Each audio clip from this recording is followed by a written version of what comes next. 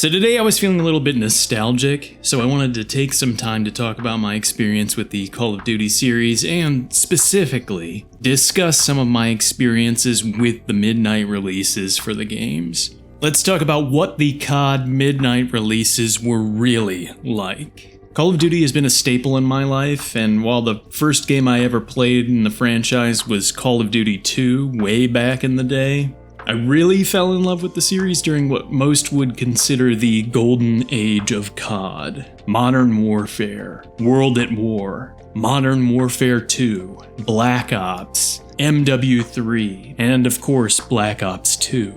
While admittedly I got distracted by other games after this point, I always found myself coming back around and checking out the new games eventually, because this series was just part of who I was back then. I made a lot of great memories, and I have a lot of friends that I made through the games. And even though the times I would spend staying up all night before having to go to work or class in the morning were painful, I wouldn't trade them out for anything. So the first midnight release I can remember going to was for Modern Warfare 2 back in 2009. Me and the boys fell in love with the series during COD 4. And we played a lot of World at War, don't get me wrong, but if you weren't around for the release of Modern Warfare 2, it's hard for me to exactly put into words how excited everyone was to get their hands on this game.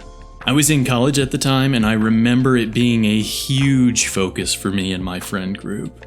We couldn't stop talking about the game and dreaming about getting our hands on it so we could put non-stop hours in leveling up. It was our obsession, and we went out of our way to make sure that we had the best experience ever for the release of Modern Warfare 2. First off, to make sure we had as much time to play as possible, we saved up any and all money that we could from our minimum wage jobs so that each guy could afford his own Xbox and copy of the game. That way the whole squad could play together without having to take turns passing the controller around or something. And I'll keep it a buck with you guys. That shit was not easy. We were college students, so we could only work early mornings before school, after classes let out, or on the weekends.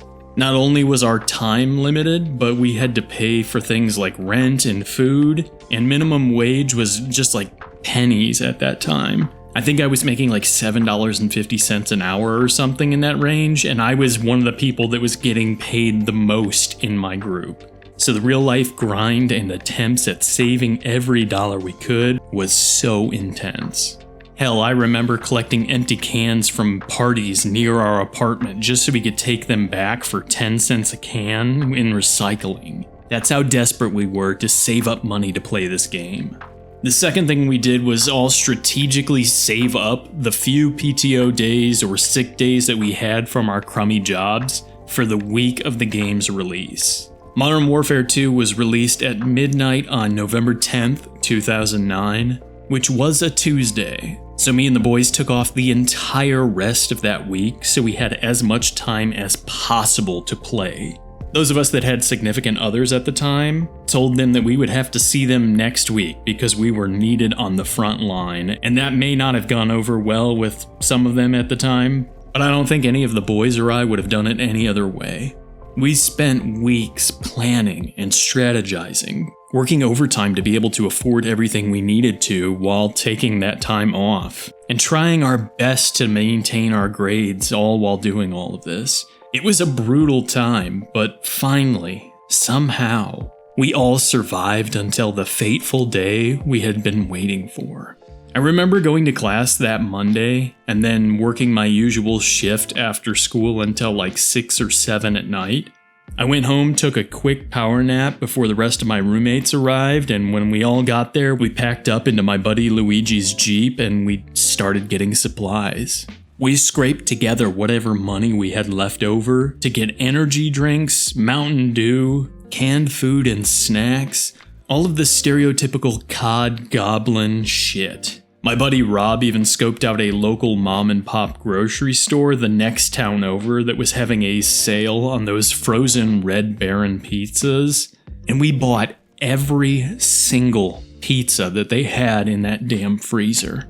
Sure, we were walking caricatures of what Call of Duty fanboys were at that time, but we didn't care at all. All we wanted to do was stay up as long as we could, drink caffeine to stay sharp, have a constant rotation of pizzas cooking in our dirty-ass electric oven, and just play the game, man. Once we finally got our supplies, we would go to the line and wait for the game shop to finally open up at midnight and let us pick up our pre-ordered copies of the game. We always liked to get there like 2 to 3 hours early just so we were closer to the front. And even though we were just waiting in a line, it was still an event. Sometimes they would have a projector and Xbox so you could play some multiplayer games while you were waiting.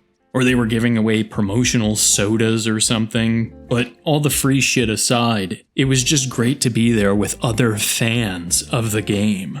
We would talk strategy with other people about what our plan was for leveling up, all the information that we saw in different gaming magazine interviews, or what we expected the campaign story to be like. It was amazing to talk with other people about the game because the internet wasn't quite as big as it is today. We didn't have Twitter or Reddit, and while there were message boards specifically for the different games, most people didn't really engage with them from my experience. Running into other people that liked the game you played in the real world was not as easy as it is today. And more than once we would exchange gamer tags with other people in line waiting so that we could squad up and play later. It's honestly one of my best memories in gaming, because you felt like you were part of something bigger than just playing the new release in the franchise. You felt like you were a part of a community. We did the same thing for the release of Black Ops, Modern Warfare 3, and Black Ops 2. Each time we would save all of our PTO and what extra money we could get from working overtime or birthday gifts or shit, just to indulge in this week-long LAN party, and it was incredible every time we did it. The other releases were pretty similar at the store waiting in line, but one notable difference took place during the release of Modern Warfare 3. I remember getting to the line and seeing that there were guys in full army uniforms and tactical gear wearing face paint, working as like quasi-security, keeping the line in order for the game shop. They had the usual Xbox setup with the projector, and people were having a good time vibing out playing split screen while this guy was cracking jokes on a giant bullhorn, making conversation with people waiting in line, and just in general getting everybody hyped to play the new game. I was scouting out the front of the line, seeing how many people were in front of my friend group, and I remember seeing this dude at the very front of the line that had these two blonde chicks with him, one on each of his arms. I remember the girls were wearing like baby tees and shorts or something, which struck me as odd because it was midnight in November in the Midwest, so it wasn't exactly warm or anything. So I go back to my group in the line, and we're waiting, and then finally they open up the doors. The dude at the front rolls in, gets his copy of the game, walks back to his big-ass Hummer that's parked right next to the store, and you're probably gonna think I'm joking with this next bit, but I swear it is true. The dude drives by the line, holding the game out of his window over the car like it's a trophy, as the two girls flash the entire line from the passenger and back window.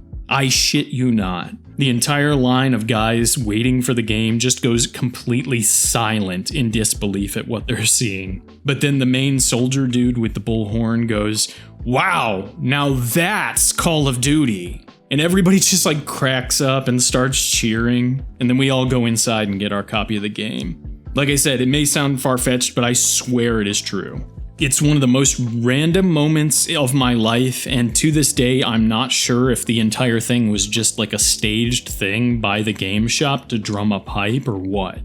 After that point too, every time we were watching like an old horror movie or action movie that just had random gratuitous nudity in it, the joke with my friend group would be to yell, "Wow, now that's Call of Duty," whenever we saw that shit, so it was a good time.